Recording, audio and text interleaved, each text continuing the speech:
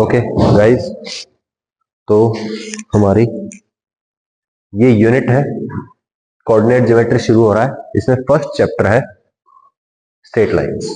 ठीक है, बहुत ही सिंपल चैप्टर है और बहुत ही इंटरेस्टिंग चैप्टर है। मेन चीज तो ये है, आपको क्या करना है, आपको इसमें इक्वेशंस याद करते हुए चलनी है।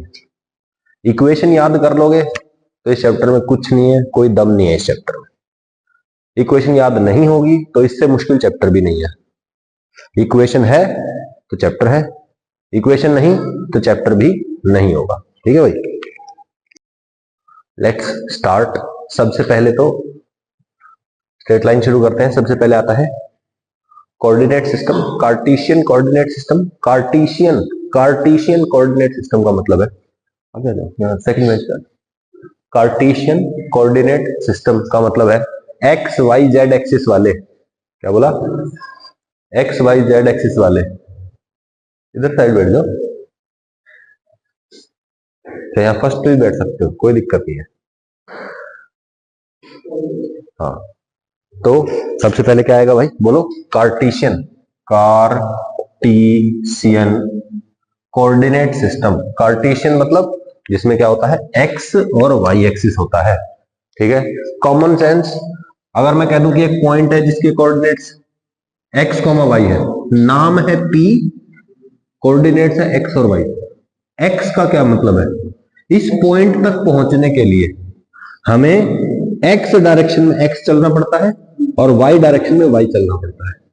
सही है, बोलो, एक्स डायरेक्शन में एक्स, वाई डायरेक्शन में वाई। कहां पहुंच गए, एक्स कॉमा वाई पे पहुंच गए। सही है, 3,4 -3,2 -3,2 -3, -1 -3, -1 4, -2 4 -2। सही है, चारों पता है आपको, इसमें तो कोई दिक्कत नहीं है। 10th क्लास में डिस्टेंस फॉर्मूला पढ़ चुके हैं आप लोग, बताना पड़ेगा। √x2² x2 - x1 whole square plus y2 - y1 whole square. कोई भी दिक्कत है इसमें, बिल्कुल सिंपल है। ठीक है, सेक्शन फॉर्मूला भी पढ़ चुके हैं, mx2 + nx1 / m + n, और फिर आगे my2 + ny1 divide by m + n। पता है ना ये तो। अगर यहां बीच में प्लस, सॉरी, इंटरनली डिवाइड है तो यहां बीच में प्लस करेंगे, और अगर एक्सटर्नली डिवाइड है तो यहां बीच में माइनस का साइन आ जाएगा। कोई दिक्कत है, तो ये mid point formula. Mid point formula क्या था भाई, बोलो, बिल्कुल बीच में है पॉइंट, x1 y1 और x2 y2 के बीच का पॉइंट x, y है। तो बोलो, बीच का पॉइंट मतलब 1:1 में डिवाइड करता है।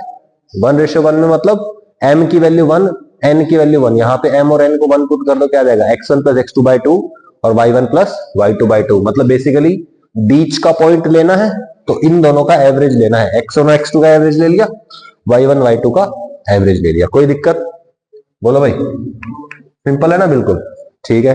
ट्राइंगल की बात करते हैं। ट्राइंगल क्या होता है, 3 वर्टिसेस वाली एक फिगर होती है। 3 वर्टिसेस होते हैं, 3 साइड्स होते हैं और 3 एंगल होते हैं। सही है, कॉमन सेंस पता है सबको। वर्टिसेस मतलब क्या, वो जो ABC कोने होते हैं ना, जो है ना, कोने कोने कोने को बोलते हैं वर्टेक्स। ठीक है, और multiple of vertex is called vertices. क्या बोलते हैं, वर्टिसेस। वर्टेक्स, वर्टेक्स होता है कोना, और इसका मल्टीपल क्या होता है, इसका प्लूरल वर्टिसेस। सही है, एक्सिस, एक एक्सिस को बोलते हैं। सही है, और इसका मल्टीपल क्या होता है, AXES। याद रहेगी बात। सही है, फोकस का मल्टीपल फोकाई। ठीक है ना, फोकाई। कोई दिक्कत, कर लोगे, याद हो गई होंगी मेरे ख्याल से, बड़ी ही सिंपल बात है। तो अगर वर्टिसेस देख लो, फोकाई देख लो, एक्सिस देख लो, कोई फर्क नहीं पड़ना चाहिए। ठीक है, अच्छा, ट्राइंगल होता है जिसमें ABC 3 उसके पॉइंट हो गए, ABC। ठीक है, उनके कोऑर्डिनेट्स हो गए x1 y1 x2 y2 x3 y3। ये जनरल रहेगा लगभग पूरे चैप्टर में, है ना, x1 y1 x2 y2 x3 y3। सही है, इसके कोऑर्डिनेट्स पता चल गए। सर्कम सेंटर क्या होता है, सर्कम सेंटर होता है point of intersection of perpendicular bisectors. Circumcentre, circumcentre, circumcentre perpendicular bisector, circumcentre perpendicular bisector, circumcentre perpendicular bisector. याद हो गया।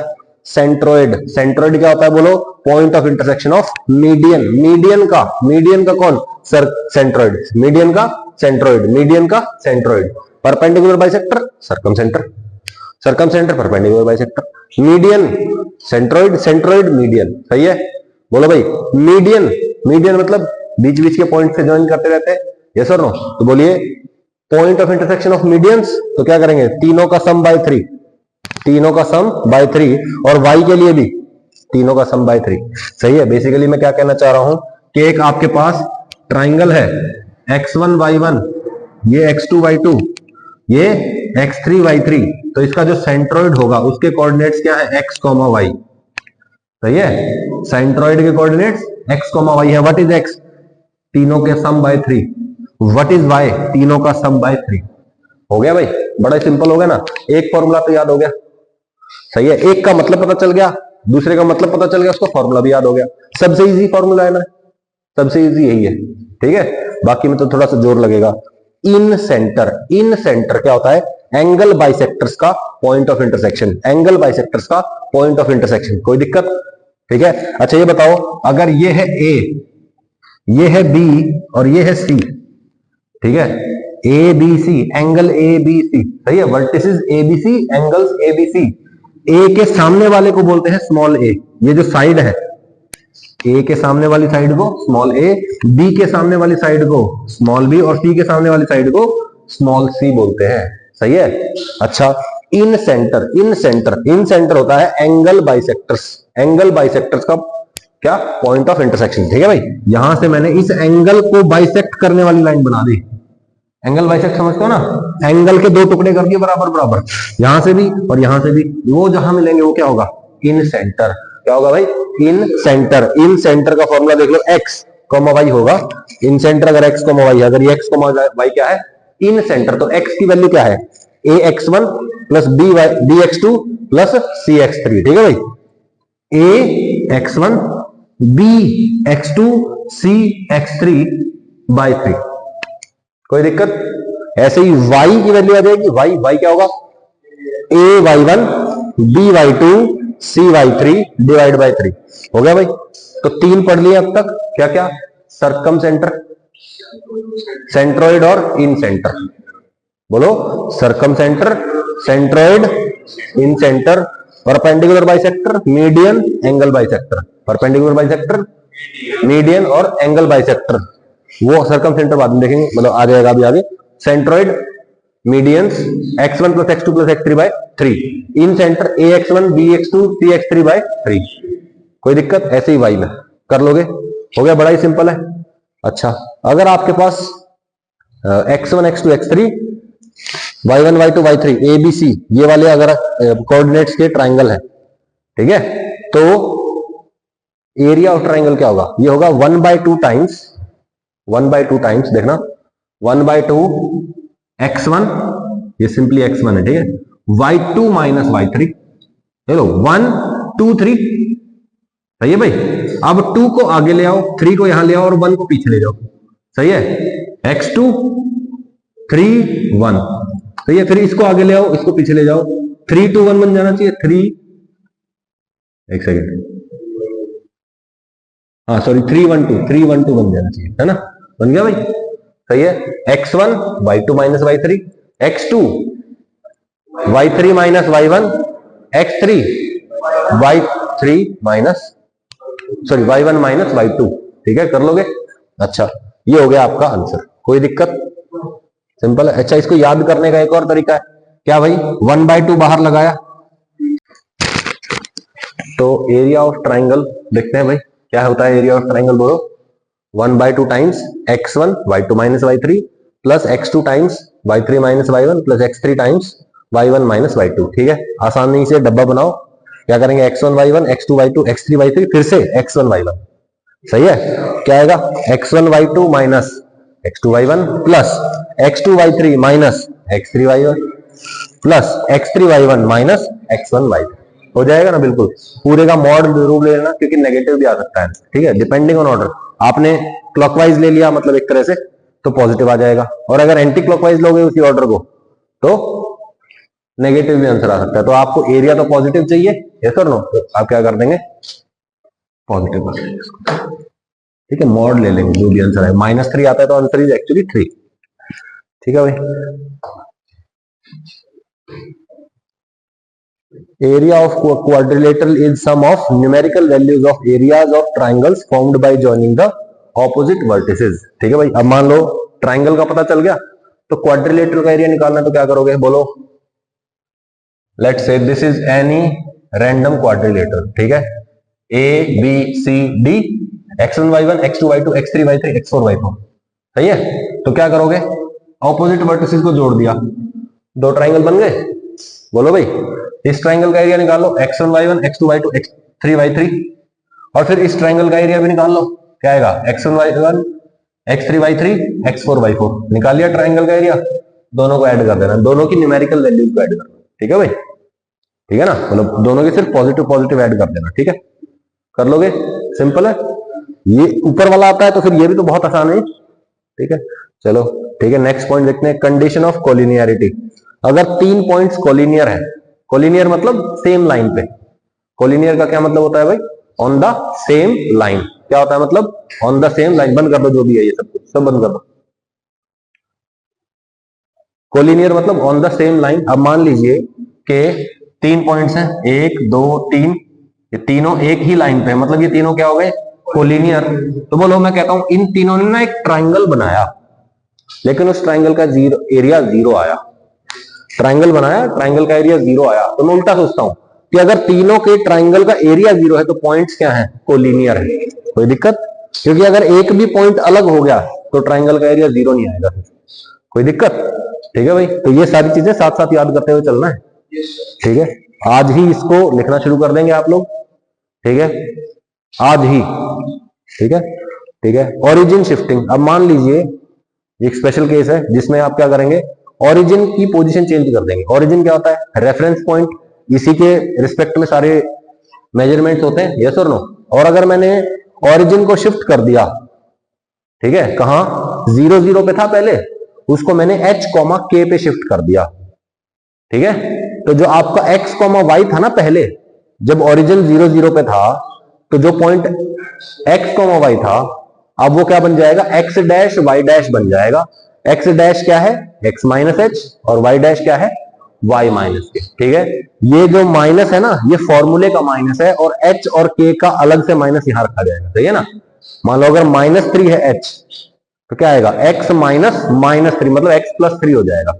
कर लोगे, सिंपल है। अच्छा ठीक है, क्वाड्रेंट्स के बारे में पता है आप लोगों को, क्वाड्रेंट बोलो भाई, first quadrant, second quadrant, third quadrant, fourth quadrant. यहां x और y दोनों पॉजिटिव होते हैं। x और y को आप ऐसे भी समझ सकते हो, ठीक है भाई। मान लीजिए कि इससे आगे चले गए तो x पॉजिटिव, देखो x पॉजिटिव है ना। इस लाइन के ऊपर चले गए तो y पॉजिटिव, x पॉजिटिव हो सकता है, नेगेटिव हो सकता है, और इसके नीचे है तो y नेगेटिव ही होगा। कोई दिक्कत, तो चारों कॉम्बिनेशन बन गए, दोनों पॉजिटिव, दोनों negative, x negative, x positive, ठीक है, फिर y उन दोनों में उल्टा हो जाएगा। कोई दिक्कत है भाई, कॉमन सेंस है ये तो, बिल्कुल सिंपल सी बात है, ठीक है। स्लोप ऑफ ए लाइन,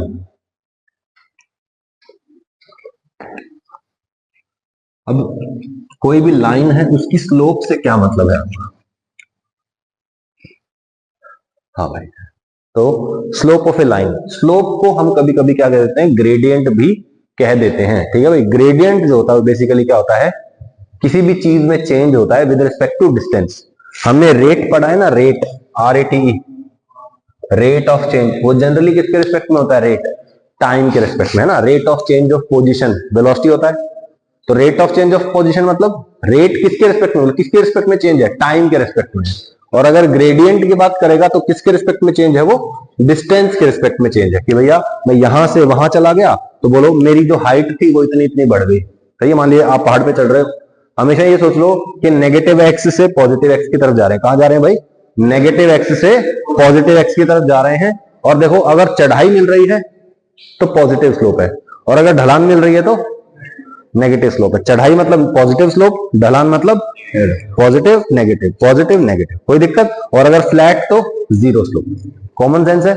और अगर इनफाइनाइट आ गया तो इनफाइनाइट स्लोप, है ना, इनफाइनाइट हो गया ना ये तो, कोई दिक्कत है भाई, बिल्कुल सिंपल है। अच्छा ओके, तो फॉर्मूला देखते हैं। स्लोप को ग्रेडियंट भी बोल देते हैं, स्लोप भी बोल देते हैं, change with respect to distance भी बोल देते हैं, change with respect to x भी बोल देते हैं, और इसको डिनोट करते हैं किससे, एम से।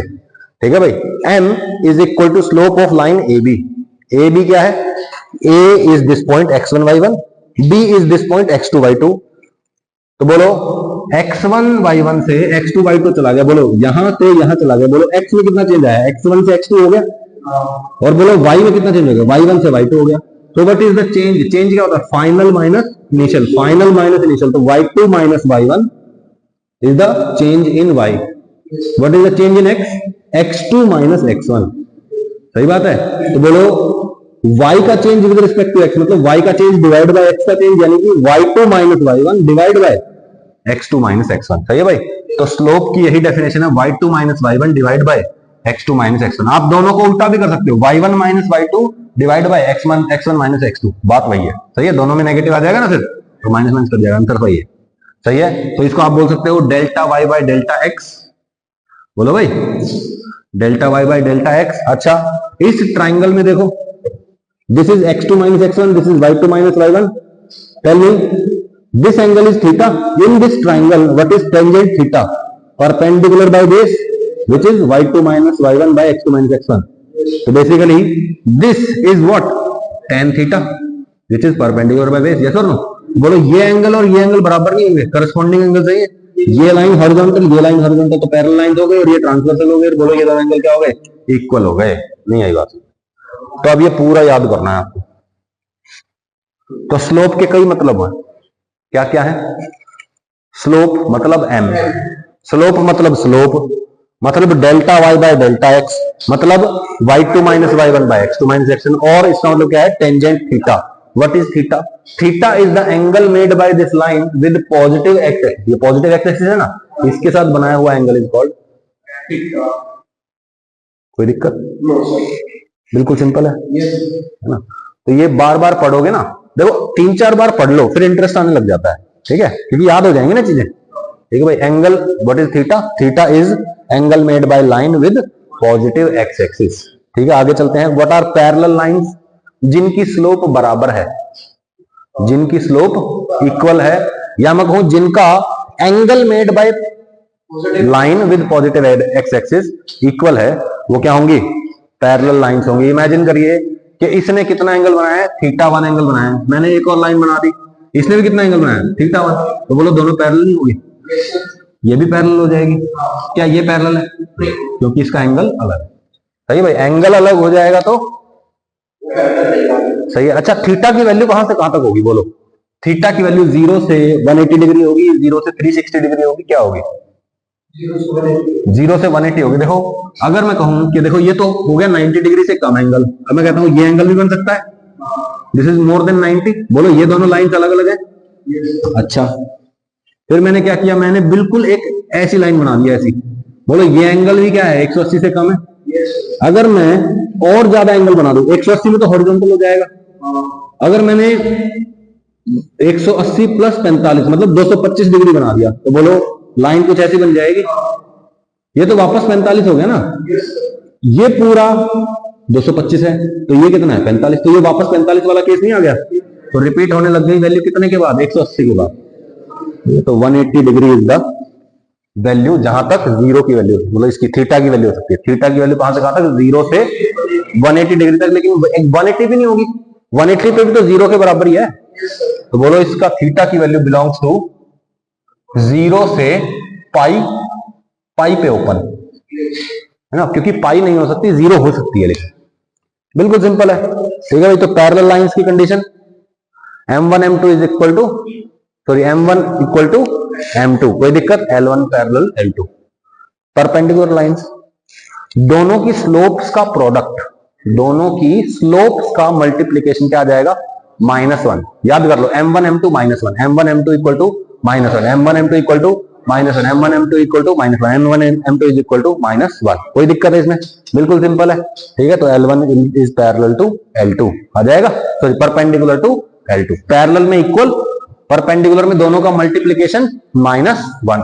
अब सोच के देखो, इस फॉर्मूले से आपको दो चीजें पता चल गई कि भैया दो लाइंस परपेंडिकुलर कब होंगी, जब उनके मल्टीप्लीकेशन, स्लोप्स के मल्टीप्लीकेशन की वैल्यू कितनी आ जाए, -1। अब मैं कहता हूं एक स्लोप है, एक लाइन है जिसकी स्लोप है m, इसके परपेंडिकुलर एक लाइन इमेजिन करनी है मेरे को, तो उसकी स्लोप कितनी होगी?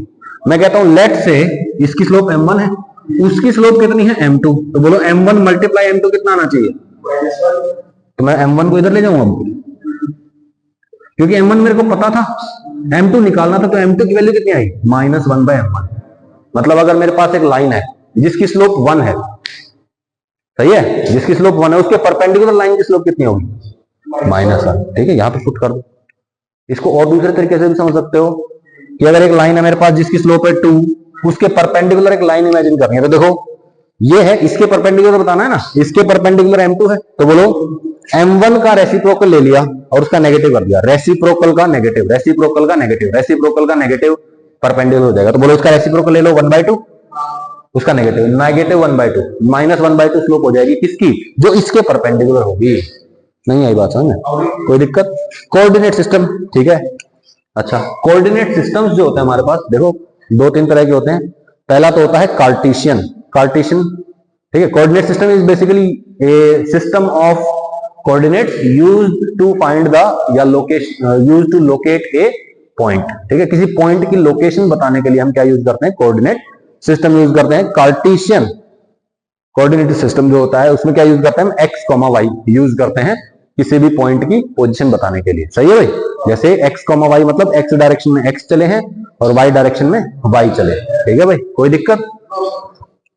ऐसे भी समझ सकते हो कि मान लो आपके पास एक पॉइंट है P, नाम है P, कोऑर्डिनेट है x और y, तो यहां से x एक्सिस पे परपेंडिकुलर डाल दो, दिस डिस्टेंस इज y, और यहां से y एक्सिस पे परपेंडिकुलर डाल दो, दिस इज, ये परपेंडिकुलर जो आएगा this is x, this is the value of x।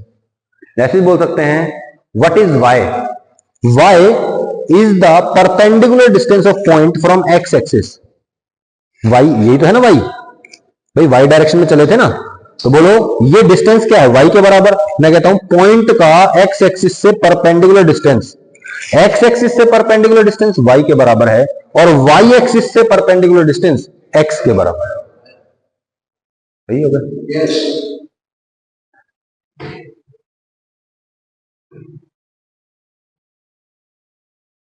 Find the coordinates of a point A lying on the x-axis such that its distance from the point 3,5 is p and p is less than 5। ध्यान से देखो point कहां है भाई? 3,5, सही है। और कह रहा है x एक्सिस पे एक पॉइंट फाइंड करो, फाइंड ए पॉइंट, ठीक है, find A point A lying on x axis, x axis पे होना चाहिए, मतलब वो पॉइंट क्या होना चाहिए? x एक्सिस पे होना चाहिए, such that it's distance from point 3,5, ताकि उस पॉइंट की जो डिस्टेंस है 3,5 से कितनी हो जाए? 5 से कम हो जाए। बोलो बोलो यहां से यहां का मिनिमम डिस्टेंस कितना है? 5। अरे भाई ये 3 है, ये 5 है, तो बोलो यहां से मिनिमम डिस्टेंस 5 है, तो बोलो क्या x एक्सिस पे कोई ऐसा पॉइंट हो सकता है जिसका डिस्टेंस 5 से कम हो? मिनिमम डिस्टेंस कितना है? 5। तो बोलो भाई distance less than 5 not possible, distance equal to 5। हाँ देखो ये पॉइंट है 3,0 इज द पॉइंट, यस और नो? अच्छा, p ग्रेटर देन 5, बोलो भाई यहां पे बहुत सारे पॉइंट्स है जिन सबका डिस्टेंस क्या है? 5 से बड़ा है, यानी कि वहां पे इनफाइनाइट सॉल्यूशंस हो जाएंगे, कोई दिक्कत है? सही है। तो यहाँ पे x जो है कुछ भी हो सकता है, 3 को छोड़ दो, क्योंकि 3 पे 5 वैल्यू होती है, कॉमन सेंस होगी ना अब ये, है ना? बड़ा ही सिंपल है। Find a point on the x axis having a distance of 5 units from 3,4। बोलो भाई 3,4 है, देखो भाई ये 3, ये 4, ये पॉइंट है 3,4, इससे बताना है 5 यूनिट के डिस्टेंस पे कौन से पॉइंट होंगे। ध्यान से देखो, बोलो ये परपेंडिकुलर, सॉरी ये बेस, ये परपेंडिकुलर, तो हाइपोटेन्यूज 5 ही आती है। देखो 0,0 पॉइंट हो गया एक, तो बोलो अब 3 डिस्टेंस इधर है, ऐसे ही 3 डिस्टेंस इधर होगा, तो इस पॉइंट का डिस्टेंस भी कितना आएगा, ये 3 ये 4 तो ये कितना हो गया 5, तो बोलो 6,0 इज ऑल्सो दैट पॉइंट। सही है, hence the point is 0,0 and 6,0। ठीक है भाई। Find A point on y axis having a distance of 5 units from 4,3। 4,3 से बताना है। बोलो भाई, बोलो ये 4 ये 3 ये हो गया पॉइंट। बोलो ओरिजिन से डिस्टेंस, भाई ये 3 हो गया, तो ये 4 ये 3, तो ये 3 ये 4, तो बोलो ये 5 और ये 3 है, तो बोलो एग्जैक्टली ऐसा इधर भी होगा, तो 0 0 और 0,6 दोनों हो गया ना। सिंपल कॉमन सेंस हो गई है अभी ये। ठीक है, 2-3 बार पढ़ लोगे ना किसी भी चीज को तो वो कॉमन सेंस बन जाती है। यही ट्रिक है, बार बार पढ़ो चीजों को। पोलर रिप्रेजेंटेशन, अब मुझे क्या करना था, कोई पॉइंट था x, y, सही है, मुझे उस पॉइंट तक पहुंचना होता था। मैं क्या करता था, x डायरेक्शन में x डिस्टेंस चलो, y डायरेक्शन में y डिस्टेंस चलो। अब मैं कहता हूं ऐसा करने की जरूरत ही नहीं है, पहले ही पता लगा लो कि आपको कितना डिस्टेंस चलना है। सही है, मान लीजिए कि ये पॉइंट है, ठीक है, मुझे इस पॉइंट तक जाना है। मैं कह सकता हूं कि यहाँ पे x चलो, यहाँ y चलो, यहाँ पहुंच जाओ। मैं कहता हूं कि भैया इतना डिस्टेंस चलो और कितने एंगल पे चलो, ये दोनों चीजें डिफाइन कर दो। भाई इस पॉइंट से इसका डिस्टेंस डिफाइन कर लो, डिस्टेंस पता चल गया, और ये एंगल पता कर लो कितने एंगल पे जाना है आपको, तो आप यहीं पहुंचेंगे। भाई मैं कहता हूं कि मुझे 5 यूनिट डिस्टेंस चलना है, 45 डिग्री के एंगल पे चलना है, तो बोलो 45 डिग्री एक्स एक्सिस के साथ 45 डिग्री पे मैं चलना शुरू करूंगा और एग्जैक्टली कितना चलूंगा 5, तो मैं एग्जैक्टली यही पहुंचूंगा, कहीं और नहीं जा सकता, मैं फिक्स पोजीशन पर ही पहुंचूंगा मैं। सही है, तो इसलिए इस तरह का रिप्रेजेंटेशन भी हम यूज कर सकते हैं। इस तरह के रिप्रेजेंटेशन को कहते हैं पोलर रिप्रेजेंटेशन। वहां होता था x, y, यहां होता है r, थीटा। क्या होता है r, theta. What is r?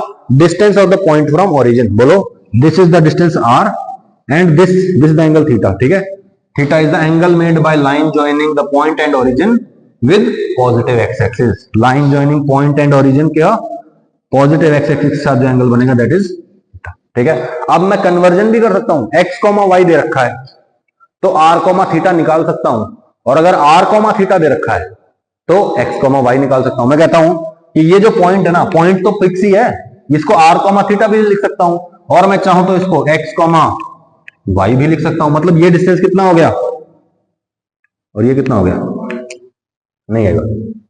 सही है, ये x ये y। मुझे बताओ ये r तो ये कितना, तो x इज इक्वल टू, सही है। अच्छा ये बताओ ये r cos थीटा, ये तो वो y तो है, y is equal to r sin theta. बोलो अगर आपको r और थीटा पता है तो x की वैल्यू पता चल जाएगी r cos थीटा से, y की वैल्यू पता चल जाएगी r sin थीटा से। सही है, और थीटा की वैल्यू 0 से पाई के बीच में होती है, अब 0 से 2 पाई के बीच में होती है, 0 से पाई। अरे भाई सोच के देख लो। अच्छा चलो मान लिया 0 से पाई, मतलब 0 से 180 डिग्री। 0 से 180 डिग्री में ये तो हमेशा पॉजिटिव होता है, तो y तो हमेशा पॉजिटिव रह जाएगा। नेगेटिव को कैसे रिप्रेजेंट करोगे भाई, तो यहां पे जो थीटा है इसकी वैल्यू 0 से 2 पाई हो सकती है। ठीक है भाई, याद रखना ये बात। क्लियर? ओके ओके, तो it is also called x and y। तो x की वैल्यू क्या आ जाएगी, r cos थीटा, y की value r sin theta. y by x कर दो, y बाय x, तो r sin theta by r cos theta, r से r कर जाएगा sin by cos tan theta, तो tan theta is equal to y by x, theta is equal to tan inverse y by x। अगर x y दे रखा है तो theta की वैल्यू निकल ली। अच्छा ये बताओ, ये राइट एंगल ट्राइंगल है, ये x ये y, पर बेस और हाइपोटेन्यूज, सॉरी बेस और परपेंडिकुलर हो गए। Hypotenuse is equal to under root base square plus perpendicular square. X y दे रखा है तो r थीटा आ गया इस फॉर्मूले से, और यहाँ पे अगर r और थीटा दे रखा है तो एक्स वाई आ जाए। सही है, तो कंफ्यूजन तो नहीं होगा कभी अगर पोलर कोऑर्डिनेट्स में दे दे तो। सही है भाई, x comma y is equal to r cos theta comma r sine theta. हो गया। Use the polar coordinates of 3,√3। 3,√3 के पोलर कोऑर्डिनेट्स बताइए। बड़ा सिंपल है, कुछ भी नहीं है। 3,√3 के पोलर कोऑर्डिनेट्स बताइए। देखो भाई 3,√3 मतलब 3, ये √3, बोलो ये थीटा ये आर, तो बोलो tan theta is equal to perpendicular by base. What is the perpendicular?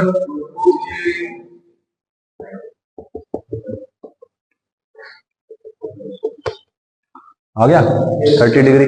अच्छा आर की वैल्यू बताओ, इसका स्क्वायर प्लस इसका स्क्वायर, बोलो 9 + 3 कट रूट यानी कि √12, तो आर इज इक्वल टू √12। आ गया ना आंसर? यही तो है, और क्या था? कुछ फॉर्मूला याद हो गया ना, तो क्वेश्चन भी हो गया ना। फॉर्मूला याद नहीं था ना, तो क्वेश्चन भी नहीं हुआ ना। सीधी बात यही है। Find Cartesian coordinate of 3,π/2। अरे 3 और π/2 ध्यान से देखो, कॉमन सेंस से भी कर सकते हो आप चाहो तो। देखो 3 यूनिट चलना है कितने एंगल पे? π/2 एंगल पे। 0 डिग्री, π/2 डिग्री, π/2 मतलब π/2 रेडियन, तो बोलो यहां पहुंच गए। कितने पे, कितना डिस्टेंस? 3, तो 0,3 आ गया answer. x is equal to 0, y is equal to 3। Formula भी यूज कर सकते हो, r cos थीटा। r कितना है? 3, तो r इंटू कॉस 90 0, और r इंटू साइन 90, तो 3 इंटू साइन 90 यानी कि 3। कोई दिक्कत है? बिल्कुल सिंपल है। ठीक है, अब मैं पूछता हूं सरकम सेंटर क्या होता है नवदीप? सरकम सेंटर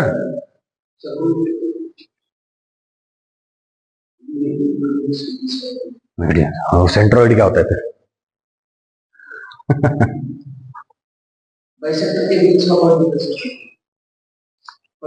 अच्छा अच्छा, रिंग सेंटर। एंगुलर बाइसेक्टर क्या होता है? एंगल बाइसेक्टर होता है। 3 में से 2 गलत है। ठीक है, centroid median, circumcentre perpendicular bisector. ठीक है, ठीक है। Distance formula d is equal to x2 - x1 whole square plus y2 - y1 whole square का रूट। सही है, या फिर x1 - x2 होल स्क्वायर भी कर सकते हो आप, कोई दिक्कत नहीं है। ठीक है, ओके।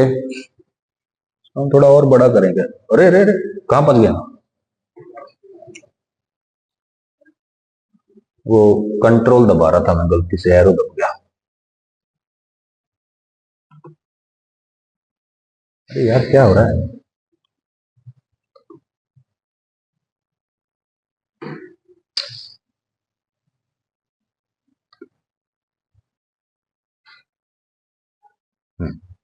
ठीक है, ऐसे ही ठीक है, कोई नहीं। डिस्टेंस फॉर्मूला पता चल गया। अच्छा, if d is given in the question, ठीक है, then we use the plus minus sign और check for the extra solution. देखो भाई, अगर यहां पे d is equal to something होता है, और डिस्टेंस फॉर्मूला है, मतलब डिस्टेंस जो आएगा वो इसके बराबर होगा। रूट का जो आउटपुट होता है वो हमेशा क्या होता है? पॉजिटिव, और डिस्टेंस भी क्या होना चाहिए? पॉजिटिव। तो हमें कोई समस्या नहीं है। लेकिन अगर डिस्टेंस दे रखा है और x2 पूछ लिया, या लेट से y2 पूछ लिया, x1 y1 इनमें से कोई सा पूछ लिया, तो हमें कैसे निकालना पड़ेगा? दोनों साइड स्क्वायरिंग करनी पड़ेगी, है ना। और अगर स्क्वायरिंग करेंगे तो एक्स्ट्रा सोल्यूशन आ जाएगा। सोच के देखो, आपके पास मैं एक सिंपल इक्वेशन का एग्जांपल देता हूं। For example x equal to 2, ठीक है, x equal to 2, this is a simple equation, है ना। x की कितनी वैल्यूज पॉसिबल है? यहाँ पे एक ही वैल्यू पॉसिबल है, which value is 2, which is 2। ठीक है, अब मैं स्क्वायर कर देता हूं दोनों साइड, क्या आ जाएगा? x² equal to 4। सही है। अब बताओ x की वैल्यू कितनी है? x की 2 वैल्यूज है, +2 and -2। Both of these satisfy this equation. हमारे पास पहले सिर्फ एक सॉल्यूशन था, अब हमारे पास 2 सॉल्यूशन आ गए हैं। यानी कि जब हम स्क्वायर करते हैं दोनों साइड तो एक्स्ट्रा सॉल्यूशन जनरेट हो सकता है और आपको उस एक्स्ट्रा सोल्यूशन को हमेशा ध्यान रखना पड़ेगा। ठीक है भाई, कोई समस्या? बिल्कुल सिंपल, आसान है। ठीक है, okay. Distance between x1, 0 and x2, 0 is mod of x2 minus x1। Obviously बात है, दोनों को पॉइंट्स कहां है? x एक्सिस पे है ना ये दोनों पॉइंट्स, तो बोलो दोनों के बीच का डिस्टेंस कितना होगा? x2 माइनस x1 हो जाएगा। बोलो भाई y तो 0 है ना, तो 0 माइनस 0 का स्क्वायर 0 ही रहेगा, तो x1 माइनस x2 या x2 माइनस x1 बचेगा। इस फॉर्मूले में रख के देख लो, इसको गायब कर दो, क्या बचेगा? x2 माइनस x1 का होल स्क्वायर का होल अंडर रूट, स्क्वायर किया फिर रूट ले लिया, मतलब क्या कर दिया? ये जो x2 माइनस x1 क्वांटिटी है इसको पॉजिटिव बना दिया। बोलो भाई, अरे भाई √4 की क्या वैल्यू होती है नवदीप? या -2 दोनों, फिर +2 प्लस या -2। ओके, यहां पे गलती कर रहे हो तुम। जो रूट होता है इसका आउटपुट कभी भी नेगेटिव नहीं होता है, इसका आउटपुट हमेशा पॉजिटिव होता है। It is only +2। ठीक है, ये बात ध्यान रखना। तो यहां से जो रूट का आउटपुट बनेगा ना टोटल, वो हमेशा सिर्फ पॉजिटिव होगा, नेगेटिव नहीं होगा। सही है, इसका 2 होता है। अगर x² = 4 है तो आंसर +-2 हो सकता है, बात ध्यान रहे। ठीक है, बड़ा सिंपल है ये, कोई दिक्कत नहीं है। ठीक है, तो बोलो x1, 0 है और x2, 0, तो आंसर कितना हो जाएगा? Mod of x2 minus x1। और ऐसे ही y एक्सिस पे पॉइंट है तो y2 माइनस y1 का मैग्नीट्यूड। सही है, ठीक है।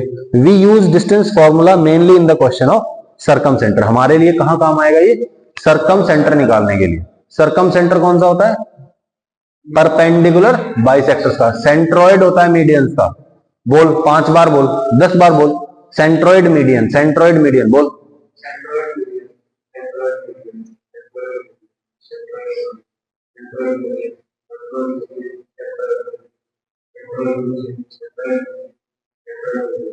हो गया? बता अब सेंट्रोइड क्या होता है? मीडियन होता है, मीडियंस का पॉइंट ऑफ इंटरसेक्शन। ठीक है, अच्छा। सरकम सेंटर, हाँ, और इन सेंटर एंगल बाइसेक्टर्स का। ठीक है भाई, तो जो डिस्टेंस फॉर्मूला है हम ये कब यूज करते हैं? Mainly in the question of circumcentre. Circumcentre निकालने के लिए। Circumcentre is the centre of circumcircle. बोलो, नाम में आ गया circumcentre. Circumcentre, circumcentre किसका सेंटर है? सरकम सर्कल का।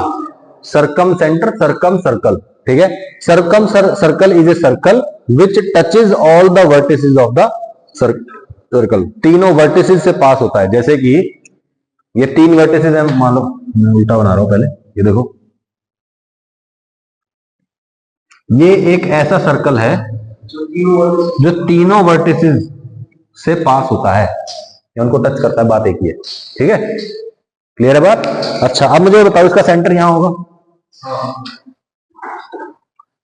This point is on the triangle and this point is also on the circle. This point is on the circle and triangle both, circle and triangle both. मैं circle वाली property use करूंगा। Centre से इसका distance किसके बराबर होगा? Radius के। यहां से इसका भी और यहां से इसका भी। तो मैं ऐसा भी बोल सकता हूं कि सरकम सेंटर एक ऐसा पॉइंट होता है जो वर्टिसेस से इक्वल डिस्टेंस पे होता है।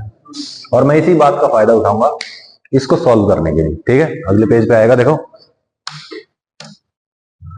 सरकम सेंटर है ये, और यहां पे ये बाहर जो बना हुआ है ये क्या है? Circumcircle. ठीक है भाई, इसमें सॉल्व करने के लिए होता तो है एक, हाँ ये रहा। ठीक है, हम क्या करेंगे, देखो, मान लो पी क्या है? ए बी सी है, ये ए बी और सी, और मुझे पॉइंट क्या निकालना है? X, Y.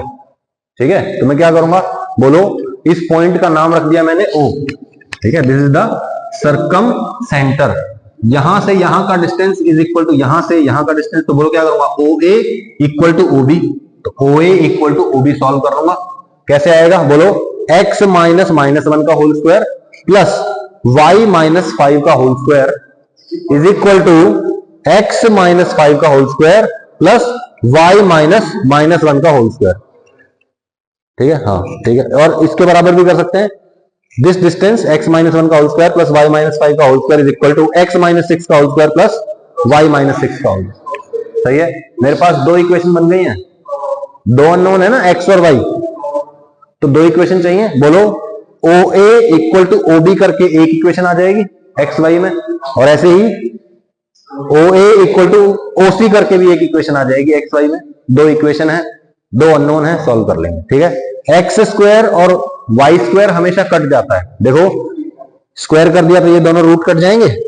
बोलो एक्स का स्क्वायर बनेगा इधर a प्लस बी का होल स्क्वायर बन रहा है, जैसे यहाँ पे x square plus 1 square plus 2 into 1 into x 2x। बोलो एक्स स्क्वायर यहां आया, यहां पे भी तो एक्स स्क्वायर आएगा, एक्स स्क्वायर कट जाएंगे। सही है, ऐसे ही वाई स्क्वायर और वाई स्क्वायर कट जाएंगे, सिर्फ एक्स और वाई में लीनियर इक्वेशन बनेगी। सही है, तो दिक्कत नहीं होनी चाहिए मेरे ख्याल से। ओके, तो यहां से आपके पास जैसे सॉल्व करने के बाद एक इक्वेशन ये आ गई, और यहां पे OA equal to OB solve करके दूसरी इक्वेशन आ गई x equal to y, put करो दूसरी इक्वेशन में, आपके पास x और y दोनों आ जाते हैं। ठीक है भाई, सिंपल है।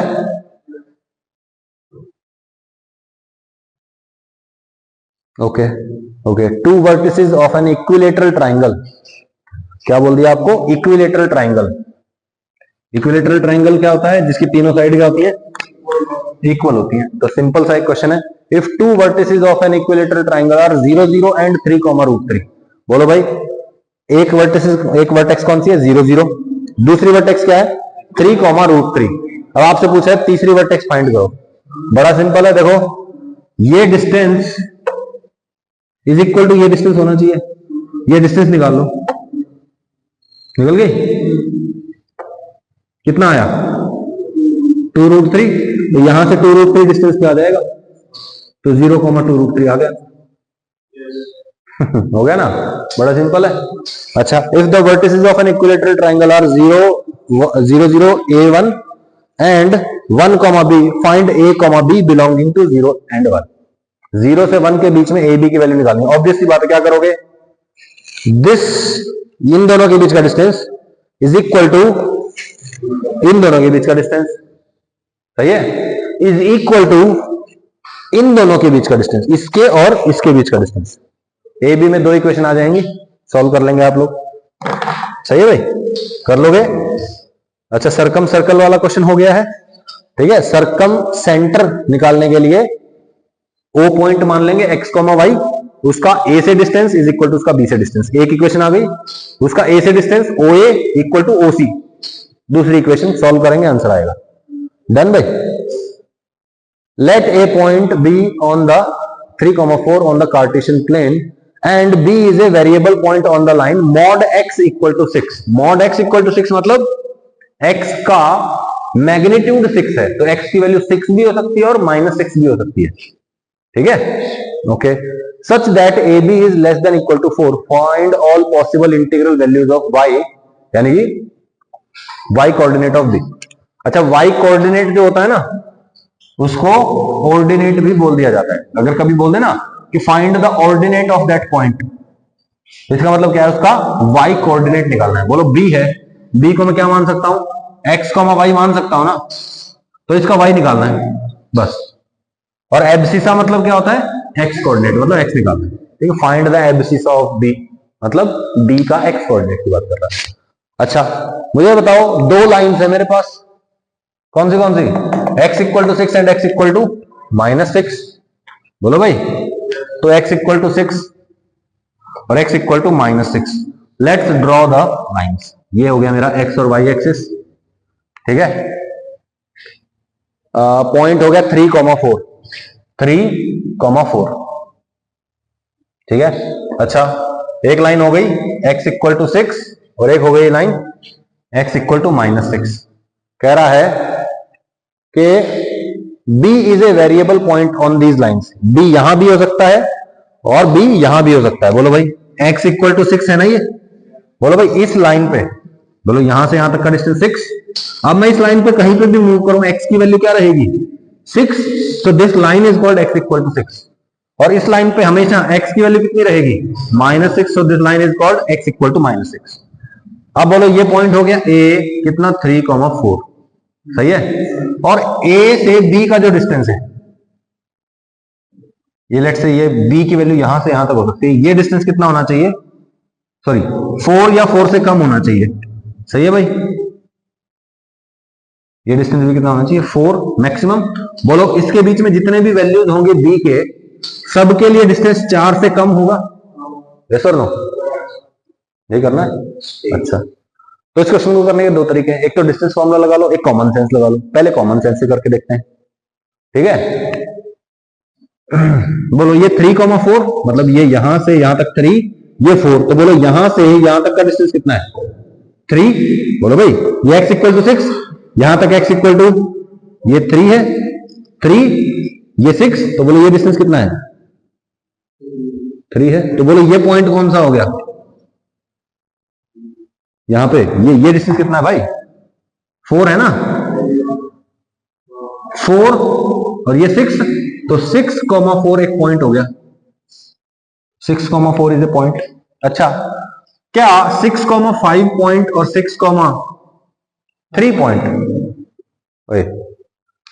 6,4 और 6,3 ये पॉइंट क्या होगा 6,5 और 6,3, तो बोलो 6,5 का डिस्टेंस निकालो 3, 4 से,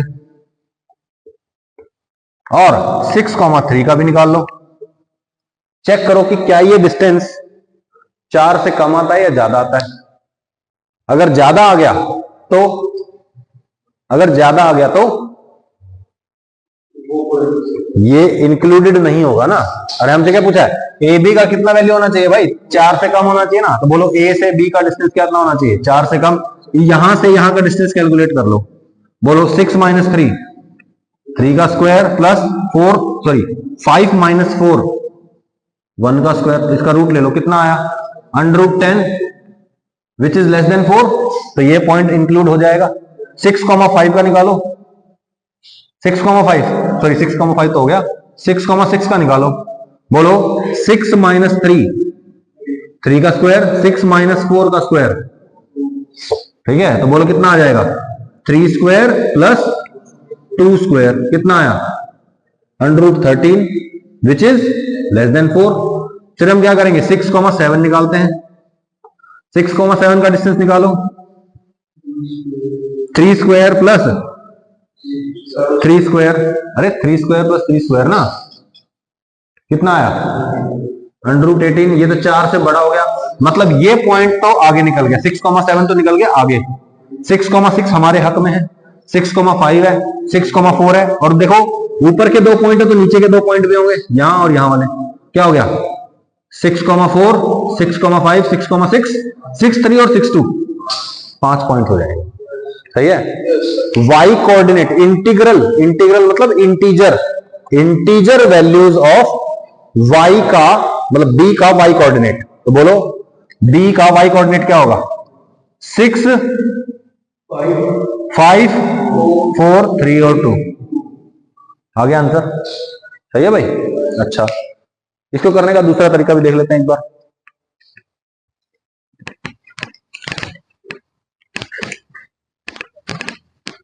अब बताओ जो b है ये कहां है, x इक्वल टू 6 पे, x इक्वल टू -6 तो चलेगा ही नहीं, सही है। तो every point on the line x equal to 6 has x coordinate equal to 6 और y coordinate, let's say y coordinate is y, so let point b is 6, y हो गया। अब बोलो यहां से 3,4 का डिस्टेंस कितना होना चाहिए 4 से कम होना चाहिए, तो बोलिए distance of 6, y to 3,4 should be less than equal to 4, तो बोलो यहां से यहां का डिस्टेंस लिखो 6 माइनस 3 का whole square plus y minus 4 का होल स्क्वायर का whole under root should be less than equal to 4, yes और नो, स्क्वायरिंग बोथ साइड्स 16 हो गया।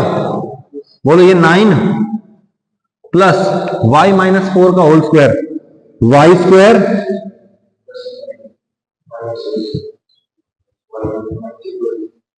8y सॉरी 16 कट जाएगा, बोलो ये 9 16 को इधर ले आओ, क्या आएगा y square minus 8y plus 9, it should be less than equal to 0, अब देखो ये तो एक क्वाड्रेटिक इक्वेशन बन गई, और quadratic equation less than zero कब होती है? अपने रूट्स के बीच में।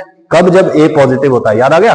बोलो दिस इज लाइक दिस, यहां से यहां तक होगी इसकी वैल्यू, और यहां से यहां तक की जितनी भी इंटीजर वैल्यूज होंगी वो आप फाइंड आउट कर लेंगे। तो बोलो क्या बनेगा यहाँ पे? Y square minus 9 Y plus 9, ठीक है। तो Y square minus 9 Y plus 9 is less than equal to 0। बोलो Y Y Y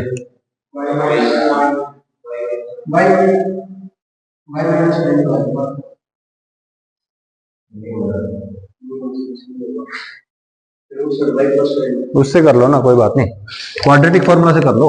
minus B plus minus under root B square minus 4ac by 2a, ठीक है। तो x की दो values आएंगी, एक छोटी वैल्यू और एक बड़ी वैल्यू। छोटी वैल्यू से बड़ी वैल्यू के बीच में जितनी भी इंटीजर वैल्यूज हैं वो कौन सी आएंगी? वही आएंगी 2 3 4 5 और 6, ये वैल्यूज आ जाएंगी। नहीं आएंगी? सही है। जनरल ज्योमेट्रिकल फिगर्स, ठीक है। ओके, तो ये हम कल करते हैं। मेरे ख्याल से 9 या 10 पेज हो गए हैं, ठीक है। 10वें पेज पे आ गए हैं।